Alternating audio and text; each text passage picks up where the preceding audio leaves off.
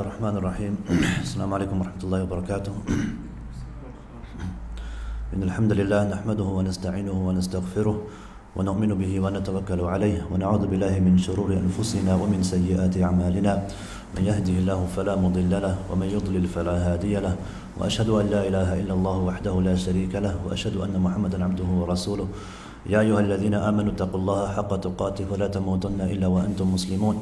يا أيها الناس اتقوا ربكم الذي خلقكم من نفس واحدة وخلق منها زوجها وبث منهما رجالا كثيرا ونساء واتقوا الله الذي تساءلون به والأرحام إن الله كان عليكم رقيبا. يا أيها الذين آمنوا اتقوا الله وقولوا قولا سديدا يصلح لكم أعمالكم ويغفر لكم ذنوبكم ومن يطع الله ورسوله فقد فاز فوزا عظيما. أما بعد فإن أصدق الحديث كتاب الله وخير الهدي هدي محمد صلى الله عليه وسلم وشر الأمور محدثاتها وكل محدثة بدعة وكل بدعة ضلالة وكل ضلالة في النار. Do we need the mic? Should we turn it off? Okay. So inshallah today I wanted to mention a story to you, and it's known as the story of the necklace. And when it comes to stories, the scholars, they say that stories are junud min jundillah, that they are soldiers from the soldiers of Allah. And the reason why they're soldiers is because just like a soldier, they have a purpose. They have a certain purpose to what they're doing and to their objectives. And with stories, especially in Islam, they're there to, they're there so we can benefit from these stories and we can learn from these stories and we can increase our iman and our understanding of Islam. So, the story that I wanted to mention, it's mentioned in a book known as Tabaqatul Hanabila. Tabaqatul Hanabila by Ibn Rajab. And this book, it mentions loads of stories and lives of different scholars in Islam. And it's in Arabic. And this specific story relates to a person known as Al-Qadi Al-Bazaz. Al-Qadi Al-Bazaz. Who can tell me what Qadi means? Qadi. Anybody know what Qadi means? Teacher. Judge. Yeah, Jazakallah khair. So this man, he was a judge, Al-Qadi Al-Bazaz. And he used to live in Mecca, and he passed away in 535 Hijri. 535 Hijri. And so this story is mentioned in this book by Ibn Rajab. And Al-Qadi Al-Bazaz himself narrates the story. So he's talking about what happened to him specifically. And so he starts the story and he says, I used to live in the vicinity of Mecca.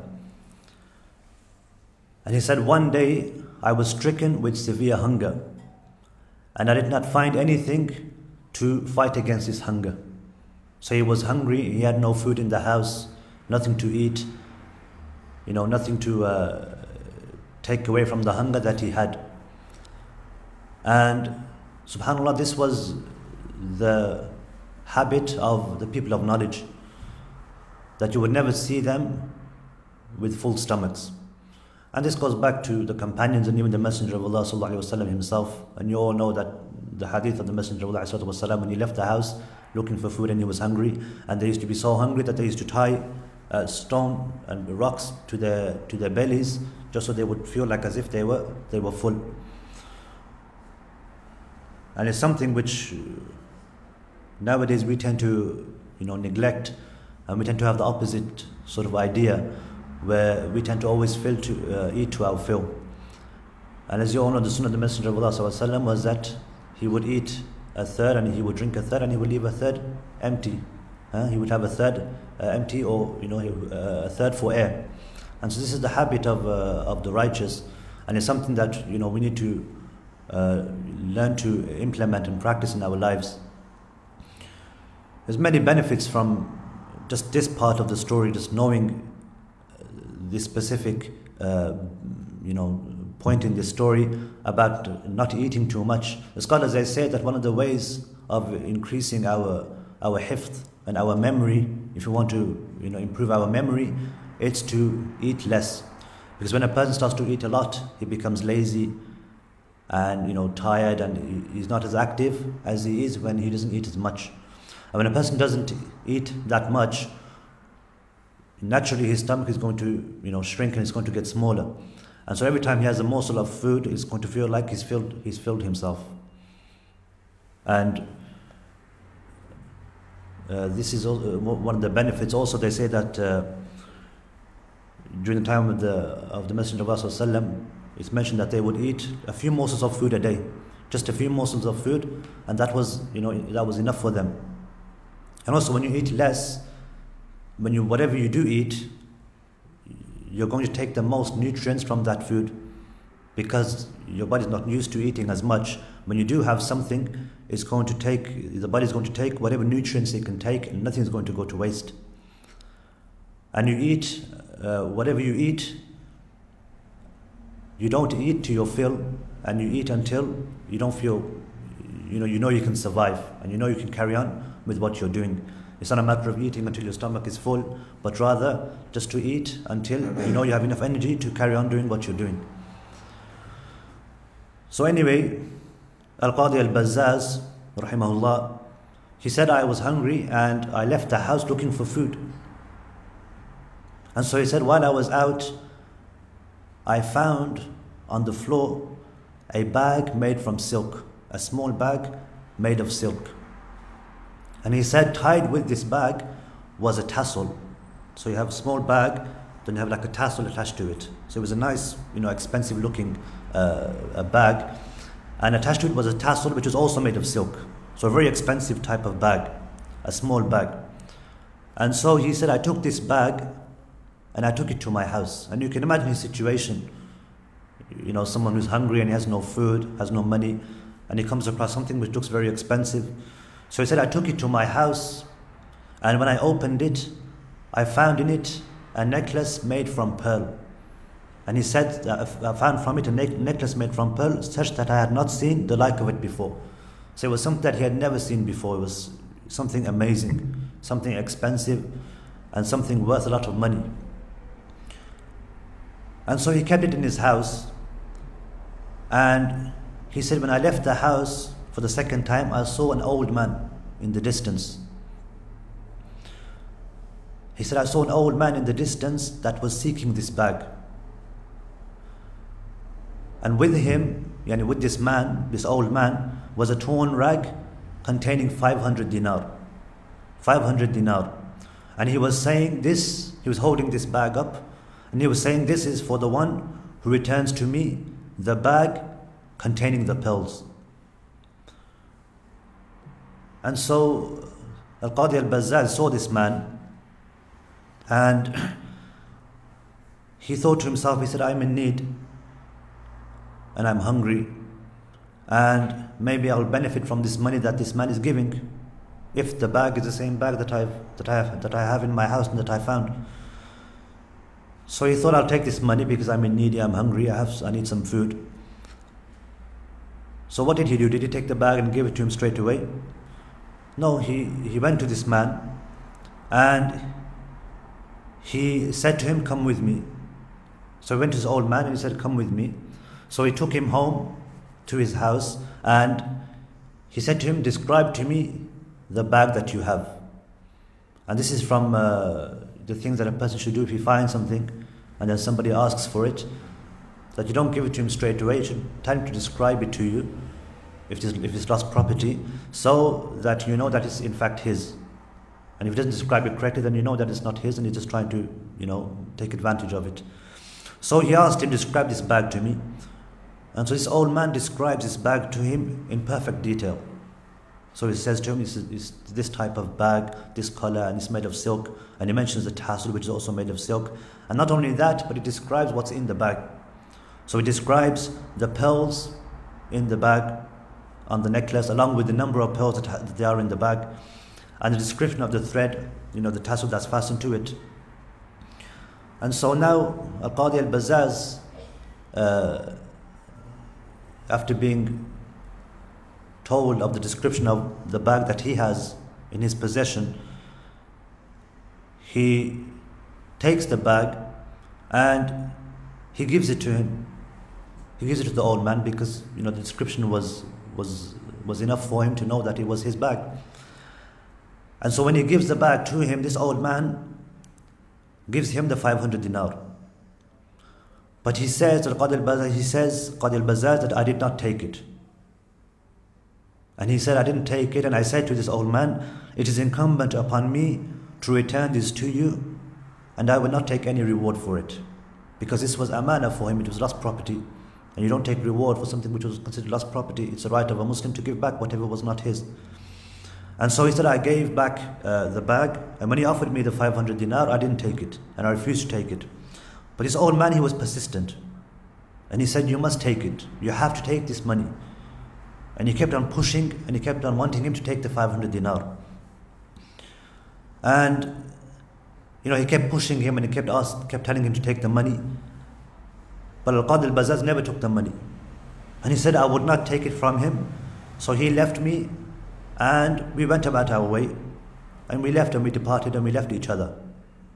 And if you think about this, subhanAllah, brothers and sisters, if any of us were in this situation where we were hungry, or let alone forget the fact that we were hungry, if we went out of the house now, or out of this room, out of this building, and we were walking home and we saw something on the floor, something which we consider to be valuable, whether it's money or some type of necklace, we would consider taking it in our situation. We're not poor, we're not hungry, we're not in need of this wealth. But because of this desire for wealth that a person has, as Allah subhanahu wa ta'ala says in the Quran, وَتُحِبُّونَ الْمَالَ حُبًّا جَمًّا, and you love wealth and excessive love. It's something which is in every person. So if we ever saw something valuable, we would take it straight away. We wouldn't even think about it. And this is just the nature of a person. At least he would contemplate and consider taking what he saw on the ground, something which was valuable. But Al-Qadi Al-Bazaz, even though he was someone who was hungry and someone who was in need of the money, decided to give the necklace back. And if you were in his situation and somebody was giving us a reward, and we were in need, we were hungry, and we needed some wealth, then we would think about taking the money. We would think, well, I found the lost property, and if it wasn't for me, then he wouldn't have this necklace back. So maybe I should take this 500 dinar. And he's forcing it on me. The old man was persistent. He kept saying, take the wealth, take this wealth that I have, take this 500 dinar. It's for the one who found the necklace. That's what it's for. But Al-Qadi Al-Bazaz said, no, I don't want to take the money. So subhanAllah, look at the piety of this man, the piety of Al-Qadi Al-Bazaz, that he didn't take the money. And it's something which is difficult for a person to do. He would, naturally a person would think that it's his right to take the money. So they departed, both of them, and Al-Qadi Al-Bazaz, he says, as for me, I didn't have anything, so I left Mecca. I left Mecca and began sailing in the sea. So he took a ship and he started to sail in the sea. He was on a ship traveling, and he said the ship tore apart and everyone aboard it drowned and their wealth was destroyed. So subhanAllah, you can see the situation that he's in, and you can imagine him being on a ship traveling somewhere, hungry, no money, no wealth, and all of a sudden the ship gets capsized and people are drowning. And he must be thinking, subhanAllah, if you were in this situation, we would be thinking about the necklace. We'd be thinking, if only I had taken that 500 dinar, this wouldn't be happening. And so he says everything was destroyed, and all the people's wealth was destroyed. And he said, I was saved by holding onto a piece of the ship. And he's probably thinking, maybe taking the 500 dinar was something which was a good idea, now that I think about it. So he said, I was holding on to this piece of the ship, maybe a plank of wood or something. And he said, I remained for a period of time in the sea, not knowing where I was going. And maybe it was night time, and you know what it's like if any of you have been, to the beach, or if you've ever been on the sea, at night time it's pitch black. You see the darkness of the sea, subhanAllah, and the darkness of the night, and you can't see anything. And so you can imagine how frightening it must have been for Al-Qadi Al-Bazaz in this situation. Not knowing where he's going, not knowing what's going to happen, what's going to be his qadr, his fate. And he said that I then arrived at an island that was inhabited by people. So Allah subhanahu wa ta'ala saved him, and he came onto an island that he'd never been to before. He'd never met the people before. He didn't have any wealth. He didn't have anything, on him, no possessions. He had lost everything. And he comes onto this island not knowing anybody. And so you must be thinking maybe he's going to find some food. Maybe he's going to look for a job. Maybe he's going to look for a place to stay. Maybe he's going to, these are necessities that a person needs when he goes somewhere. So what did he do? He said, I sat in some of the masajid. So subhanAllah, the first thing he did was he went to a masjid. And he said that the people heard me reading. Reading what? Reading Quran. So subhanAllah, this man is in the masjid, a place he's never been before, on an island that he's never been on, never met the people. He goes to a masjid, and the first thing that he does is starts reading the Quran. Out of all the problems that he has, he's reading the Quran. And this shows that this person was putting his trust in Allah subhanahu wa ta'ala, putting his reliance on Allah azza wa jal. That all the issues that he had, all the problems that he had, he was putting his trust in Allah subhanahu wa ta'ala and knowing that Allah azza wa jal will provide for him. So he was reading the Quran from his head, from memory, and he said there did not remain anyone on the island except that he came to me and he said, teach me the Quran, because they knew this person was reading the Quran and he could read the Quran. So they wanted someone there who could teach them the Quran. So these people, they didn't know the Quran. So they said to him, teach me the Quran. So he said, I acquired from the people a lot of wealth as a result of this. And then he said, I saw in the masjid some paper from a mushaf.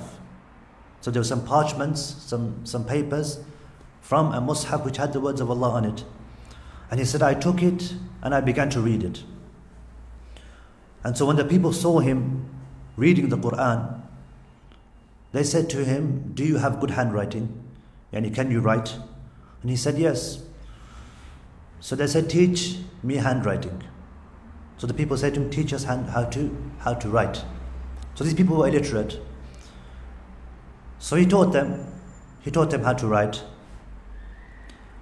And before you know it, he was teaching the people how to write, and they came along with their children, and the small children and the young men, and he started to teach them how to write.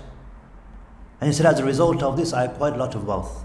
So I became wealthy as a result of teaching people how to write.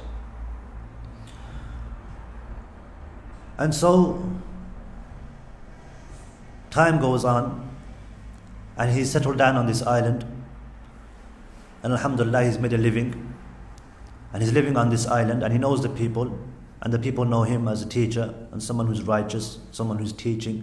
He's teaching people how to read and write. And so after a while, they came to him, they approached him, and they said that we have a young orphan girl who has some things from the dunya, some wealth, and we would like for you to marry her. And so Qadi Al-Bazaz, he says, I refused to marry her. He says, I refused to marry her. I didn't agree to marry her. But they kept on insisting. They said, you have to marry her. Because they saw this person was someone who was righteous. They saw that this person was someone who was, honest and truthful and pious. And they said, you have to marry her. It's a must. And so he said, they made this incumbent upon me, so I agreed. And he said that they forced the issue on me, and they wanted me to marry her. So eventually I gave in, and I decided to marry her. And he says, after they married her to me, and we were sitting opposite each other, and he just married his, he's with his bride. And he says, I looked at her, and I saw around her neck the same necklace that was with the old man. Subhanallah. And so he's looking at this woman, and he's looking at the necklace, and he's thinking, is it the same necklace that was with the old man? And he keeps recalling the necklace that he saw when he was in Mecca, and this necklace. And he's trying to think whether it's the same necklace or not. And so this is his wedding night, and he's with his bride. And the people see that he's not looking at his bride, but he's looking at the necklace instead of the bride. And so they keep asking him, they say, why, what's wrong? You've upset. He says in the story, he says, they said to me, oh Sheikh, you have broken this young orphan girl's heart by looking at this necklace, and you haven't even looked at her. So they were looking at him thinking, why are you looking at the necklace? What's so special about the necklace? You're supposed to be looking at your bride, not the necklace. So they asked him, why are you looking at the necklace? What's so special about the necklace? And so he told them the whole story about how he met this old man, or how he found this bag of this expensive looking bag, and how he found a necklace in it, and the story of the old man. And so once he told them the whole story, these people began to scream out loud, and they began to shout, and they kept saying, La ilaha illallah, there is no God but Allah. And they kept doing takbir, kept saying Allahu Akbar, Allahu Akbar. And then it got to such an extent that he says, until it reached everyone on the island. So everyone on the island had heard about this, and people could hear other people doing takbir and tahleel, saying La ilaha illallah. And so he was surprised by this. He's thinking, why is everybody so surprised and screaming, and why is everyone so excited about this? So he says to them, what's the problem? Why are you all so happy and excited? And they said that the old man that took the necklace from you is the father of this young girl.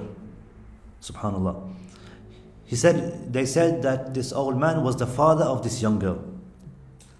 And when he was alive, he used to say that to his people and to the other people on the island, the people that he knew, friends and relatives, he would always say that I have not found in the dunya, in this world, a Muslim, someone who's trustworthy, someone who's as trustworthy and as kind-hearted as the one who returned to me this necklace. So as time went on, and this old man went back to his island, he never forgot this man who gave him the necklace back. And he used to always tell people about this man and praise him. And this goes to show, brothers and sisters, that if someone does things for the way of Allah subhanahu wa ta'ala, automatically he's going to be praised, and he's going to be honored among the people. Whereas if someone does things for other than the sake of Allah subhanahu wa ta'ala, then it may not be the case. So if a person keeps his intention sincere and is someone who has the right intention, then inshallah the people will speak good about him. And sometimes we get afraid and we think that maybe other people are talking about me. Maybe there are people who are backbiting about me, and there are people who are gossiping about me. And how can I impress people or go about making sure that people don't talk about me? And one of the ways of doing this is by refraining yourself from backbiting.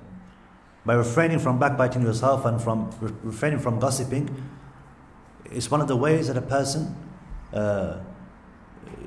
may know that other people aren't backbiting about him. It's mentioned about Shaykh Uthaymeen rahimahullah, the famous scholar.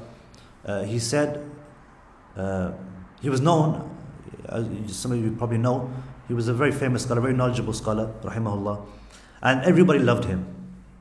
Everyone loved this scholar.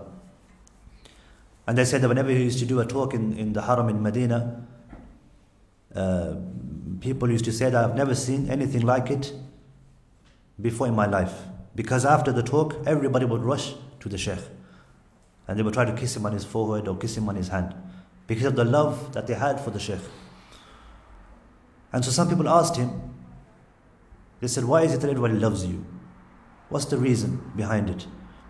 And he said, by Allah, I've never slept at night except that I've never had anything in my heart for anybody else.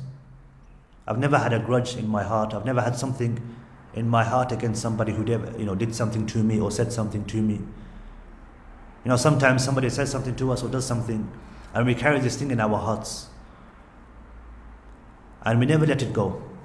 And it's something that we remember for a long time afterwards.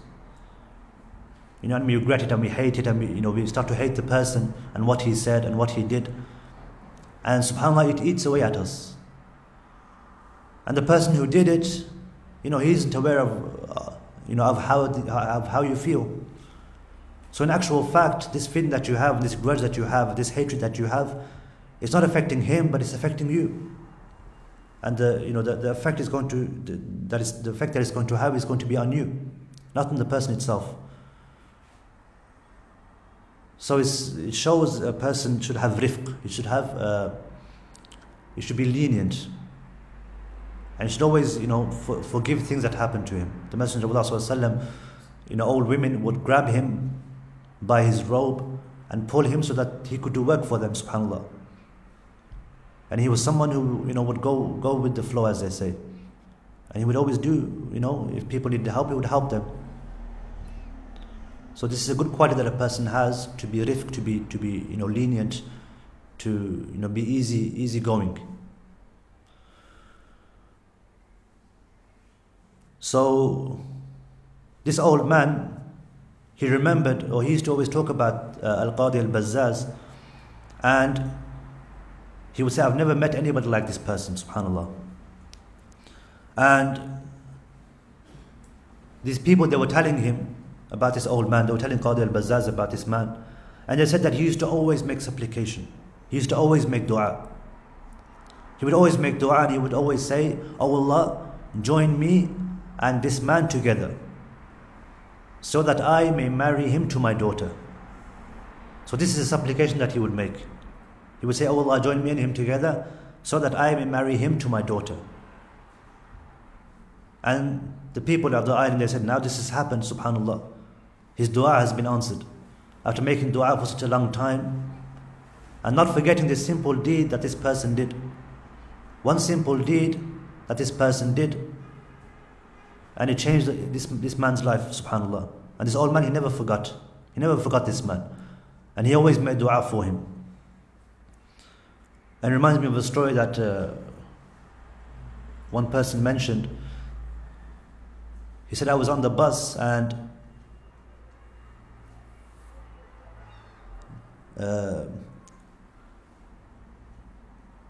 he was getting on the bus. He was getting on the bus, and he found some wealth. He found something at the bus stop, I think. And he found some wealth, some coins. And he saw the coins fall from somebody else. And he's seen, the money fall from this other person. And it must have been a large amount of money. So he was contemplating whether or not, and he was a Muslim, obviously, this person, and he was contemplating whether or not to take this money for himself. He was thinking, should I take this money for myself, or should I give it back? And when he took this money, he decided to give it back. So he ran towards this person, and he touched him and he said, you just dropped this money. And this man, he said, I deliberately dropped the money to see what you would do. So I deliberately dropped the money to see whether you were someone, because I've heard that Muslims are supposed to be righteous people. And this person was a non-Muslim. So he said, I deliberately dropped the money to see whether he would give it back to me or not. Subhanallah. And this person, he says, I started crying afterwards because I was, unsure whether to give the money back or not. Subhanallah. So the people on the island, they mentioned that he used to make dua all the time and used to supplicate that he would marry his daughter.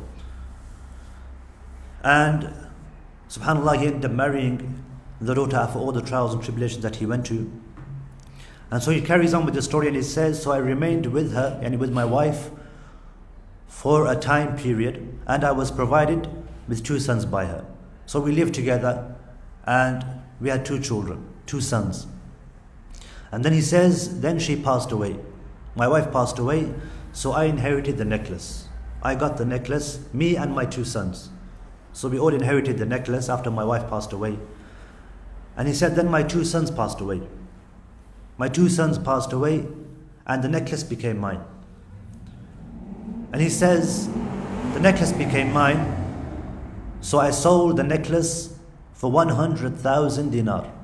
100,000 dinar he sold the necklace for. And that's a lot of money. He sold the necklace, and it was an expensive necklace, a pearl necklace. He said, I sold the necklace for 100,000 dinar.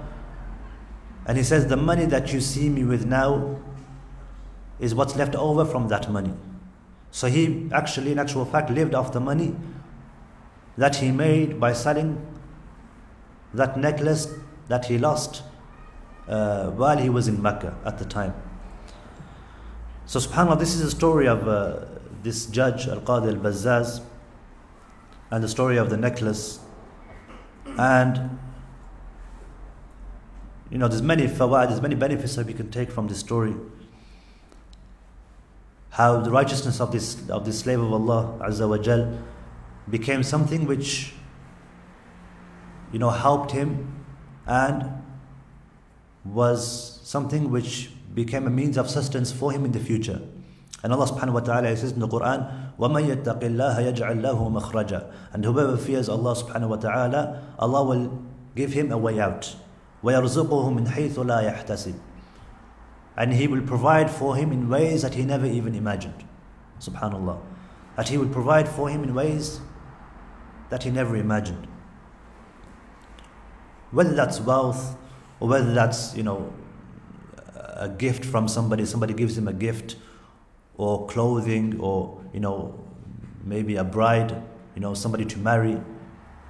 Whatever the situation, if a person has taqwa, and he has trust in Allah subhanahu wa ta'ala, then Allah Azza wa Jalla will provide for him.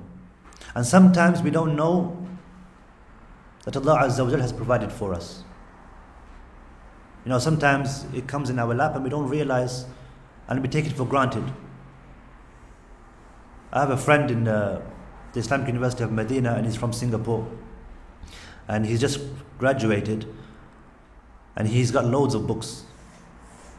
Lots and lots of books. And it's always a problem for the students to take books back to their own countries. And especially in Singapore, because it's a small place, and they're quite stringent because it's so small as a country. They're very stringent on what goes in and out of the country. And so he was looking for a way to take the books there. And it was very difficult for him to take the books to Singapore. And he had loads and loads of books, about 30-40 boxes of books. And he was thinking of taking the books to Malaysia, because Malaysia is right next to Singapore. Singapore is like south of Malaysia. And he wanted to take the books to Malaysia, and then take them bit by bit from Malaysia to Singapore. But obviously 30-40 boxes is going to cost a lot of money just to for him to send the books over. And he was having a lot of problems getting the money together to send the books over. And so some of the brothers got in contact with me, and they asked me, do you know anybody who can help? And I said to them, let me know, inshallah, what happens, and I'll do what I can.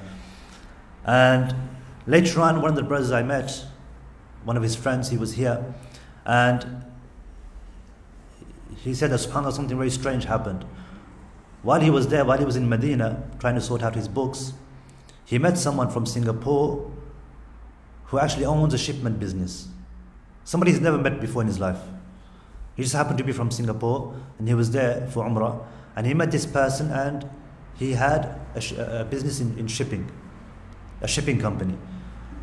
And so subhanAllah, this man said, leave it to me, and I'll take your books, no problem. Free of charge, subhanAllah. And so this is, from the blessings of Allah subhanahu wa ta'ala. وَمَن يَرْزُقْهُ مِنْ حَيْثُ لَا يَحْتَسِبُ, and He will provide for him in ways he never even imagined. This person was so busy worrying about how he's going to take his, take his books, and what he's going to do, and where he's going to get the money from, and where he's going to put them in Malaysia, and how he's going to get them across to Singapore, what's going to happen. And then subhanAllah, right in front of him, the man comes from Singapore itself, and decides to take the books for him, subhanAllah. And sometimes you don't realize the blessings from Allah subhanahu wa ta'ala. I'll tell you a story that happened to me in the university while I was there. It was late at night and I hadn't eaten, so I left the university, and we have a road outside the university. It's about a 20-minute walk, and on that road you got all these takeaways, all these restaurants, KFC, McDonald's, and all these places. So I hadn't eaten, and I left the university to go and get some food, and it was late at night. And I called one of my friends, especially those who had motorbikes or cars, so I could get a lift, because I didn't want to walk for 15-20 minutes because I was hungry. So I was looking for someone to give me a lift, and maybe someone to go and eat with. But everyone was busy. They were either they had already eaten because it was late at night, or they were busy revising, or they had study, or they were whatever they were doing, or they were with friends. And after contacting everybody, there was no one to go with. So I had to walk to Shari' Sultana. It's called Sultana. The road is called Sultana. And as I left the Jamia, as I left the university, there was a group of students coming back. There was a coach that went in to the university while I was leaving to drop off students who had come back from Umrah. And so this coach dropped off the students, and he was coming back out. And he stopped right in front of me, and he opened these doors, and the driver, and there was someone who was with the driver, like a guide, and they said to me, they said, which is the best way to go to the Haram from here? And I said, the best way is to go on this road, Sultana Road. And they said, which road is that? And I said, it's this road straight in front of you. Just go straight down and it'll go to the Haram. And they said, okay, Jazakallah khair. And they closed the doors. And as soon as the coach left, I thought, subhanAllah, I should have just jumped in with them and showed them the way. The opportunity was right there, subhanAllah. And as soon as the coach left and he went down Sultana Road, I thought, subhanAllah, all I had to do was just go in with them. I could have shown them the way. I could have shown them the road, and told them what path to take, what route to take, and they could have dropped me off right in front of the takeaway that I wanted to go to. So subhanAllah, sometimes situations come and you don't realize that it's a blessing from Allah subhanahu wa ta'ala, and it's a way out, and it's a sign from Allah subhanahu wa ta'ala. And the opportunity was right there, but it's about us taking the steps to make use of those opportunities that we are given. So I had to walk it anyway, and I did it, alhamdulillah. But the opportunity was there, and the point is that sometimes we don't realize the signs from Allah subhanahu wa ta'ala. And we're not thankful for opportunities that come about sometimes. And there are other benefits from this story, and what I wanted to do actually was maybe to ask you, because obviously to some points that maybe I didn't mention, some benefits that I didn't mention. So maybe some of you brothers can mention some of the benefits that you've learned from this story. Any benefit that you've benefited from this story, inshallah. Anything that you've learned from this story. Don't be shy. Virtues of knowing the Quran, being able to teach it. Virtues of knowing the Quran and being able to teach it. Naam, Jazakallah khair. Yeah. This person, he went to the masjid, and the first thing he did was start reading the Quran. And the Messenger of Allah said, "Khayrukum man ta'allama al-Qur'ana wa 'allama." And maybe this is what was going through this person's mind. That the best of you are those who teach the Quran. The first thing that he did when he got off when he hit shore in the VCI, the first thing he did was found sanctuary in the masjid. So it was like his instinct for operating Yeah. to go straight to the mosque. Straight to the masjid. First thing he did when he went to the island was he went straight to the masjid. And this is actually the sunnah of the Messenger of Allah sallallahu alaihi wasallam. Whenever he would go back to Medina after an expedition or after a battle, first thing he would do was he would go back to the masjid and he would pray, and then from the masjid he would go home. So it's from the sunnah of the Messenger of Allah sallallahu alaihi wasallam that he would go to the masjid first before he went home, and then from there he would go home. He would remember Allah Azza wa Jal, thank Allah subhanahu wa ta'ala for a safe return home, and then he would go back home. And it's something which we don't really do anymore. So we travel and we travel somewhere, and when we come back home, we're just dying to get home, dying to get to our beds, dying to have some food, and we tend to neglect the masjid. And it's something which is a forgotten sunnah. Go to the masjid, remember Allah subhanahu wa ta'ala, thank Allah Azza wa Jal that you've come back from a journey. Yeah, it's another benefit that you went to the masjid before anything else. And also because the masjid should be a place where it's a community. That's where the community unites. That's where meetings should take place to do with the community, and it's a central hub of the Muslim community. Like the Messenger of Allah himself, he would always call the Muslims, and all the meetings that they would have, it would be in the masjid. They wouldn't have a separate hall or a separate house or a separate place to have meetings. It was always in the masjid. All the activities that took place, all the meetings that took place regarding expeditions or battles or what they should do, it all took place in the masjid. So the masjid naturally is a place which is the central sort of hub of the Muslim community. Any more? Just a question. He was a qadi. Was he qadi in his original time, or did he become a qadi over there? I'm not sure. It's not mentioned in the story. It's not mentioned in the story. Allahu A'lam. You mentioned that when the man was offering him the reward, he never took it. Is that because of this extra piety, or was it because you're not allowed to take the reward if the person's offering you? But the reward was for lost property. Yeah, and naturally, for lost property, you don't take reward. If a person loses something and you find it, it's considered amana. Yeah. It's considered, it's a trust upon you. It's entrusted upon you. So you need to find the person who lost it. And so when you give it back, it's not, you don't need to take a reward for it. What if that reward is voluntarily offered? Sorry? Because sometimes people, let's say they lose a pet, and they love the pet, so in order to get support to find that item, they put a reward up. That could be a motivating factor. Okay, they're not there to take the reward, or they're not entitled to it, but the person has offered it. So therefore, yeah, I mean, in this story that's mentioned, I think he gives it to him as a result of the lost property. I mean, it is given because of lost property in and of itself. That doesn't answer the question. The issue is that whatever the reward is for a lost wallet, okay, the credit cards, the hassle and so on and so forth, somebody says £50 reward, okay, you go, you give that. If that £50 is enforced upon you, okay, is it halal? That's the issue. I think that's the crux of the matter. So if it's forced upon you? Well, if it's not enforced, you say, look, there's the reward. So you're saying the principle is that you should take it. Yeah, you shouldn't take it. You shouldn't take it. Yeah, you shouldn't take it. But if it's no, I want to give it to you as a gift, then... Well, no, if it's a gift, that's a different issue. Yeah, if it's a gift, that's a different issue. But if it's given because as a result of lost property, then you shouldn't take it. But then if they say it's a gift, then if it's a gift, then obviously you have to take gifts. What's the difference between the gift and the reward then? Well, a gift, I mean, reward is as a result of something.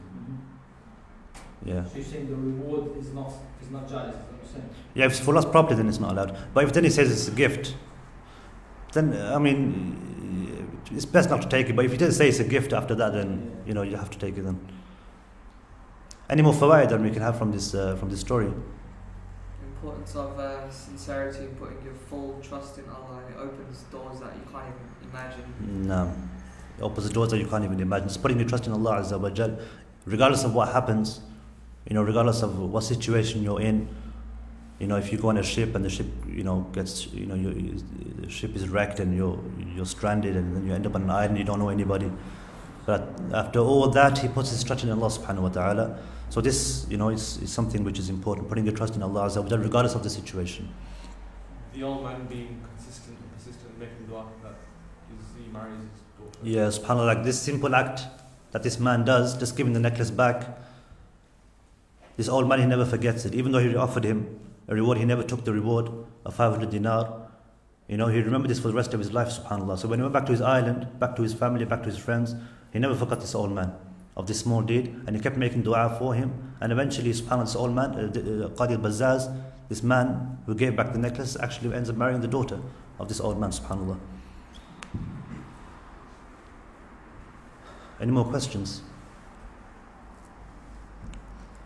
طيب, Jazakumullah khair. We ask Allah subhanahu wa ta'ala to make us benefit from what we've heard today. أقول قولي هذا واستغفر الله لي ولكم إنه هو الغفور الرحيم وصلى الله وسلم على نبينا محمد وعلى آله وصحبه أجمعين.